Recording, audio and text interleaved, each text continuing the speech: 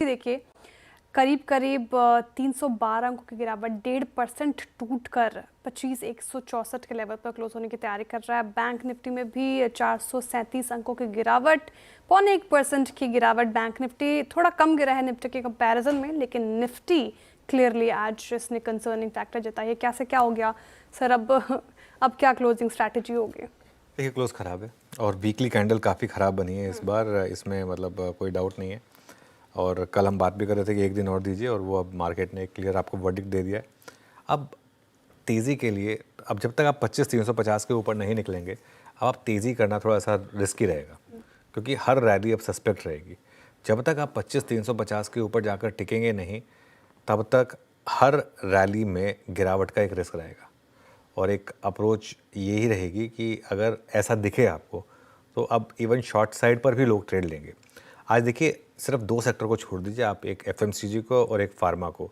और फार्मा में भी लार्जली तो सिर्फ ग्लेनमार्क की वजह से वो मूव आया है, अदरवाइज एक्स ऑफ ग्लेनमार्क कोई बहुत बड़ा मूव फार्मा में भी नहीं है।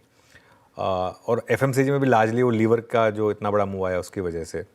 तो ये दो तीन सेक्टर हैं। वैसे इस हफ्ते का स्टॉक ऑफ द वीक तो खैर हिंदुस्तान यूनिलीवर है, वो अलग बात है। लेकिन इसके अलावा आई थिंक 25,050, अब ये अगर इसके नीचे फिसले, तो हम बात कर रहे थे पूरी रैली खत्म होने का रिस्क रहेगा।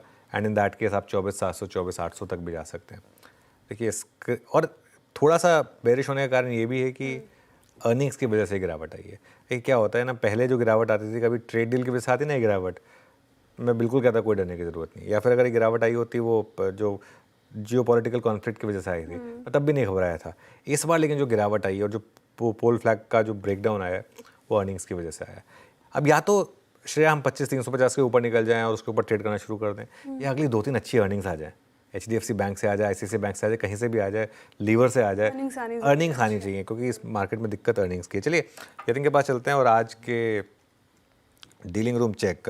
यतिन, गुड आफ्टरनून, बताइए कौन से दो स्टॉक्स पर डीलर्स की नज़र? Good afternoon. और जो स्टॉक्स फोकस में है उनमें सबसे पहले REC PFC ओपन इंटरेस्ट के आधार पे, और जिस हिसाब से यहाँ डोमेस्टिक म्यूचुअल फंड्स की खरीदारी चल रही है, डीलर्स यहाँ खरीदारी की सलाह दे रहे हैं। और PFC REC की मैं बात कर रहा हूँ, जहाँ डीलर्स को लगता है पर्टिकुलरली PFC में 440 तक के टारगेट्स देखने को मिल सकते हैं। तो ये काउंटर है जहाँ डीलर्स को लगता है कि FNO ट्रेड में 2 से 3% का अपसाइड रह सकता है।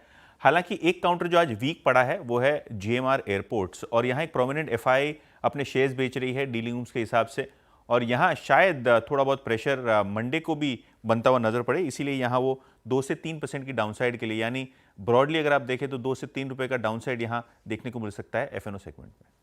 ओके, GMR एयरपोर्ट्स यहाँ पे बिकवा लिखे रहा है डीलर्स की तरफ से, और ये दो काउंट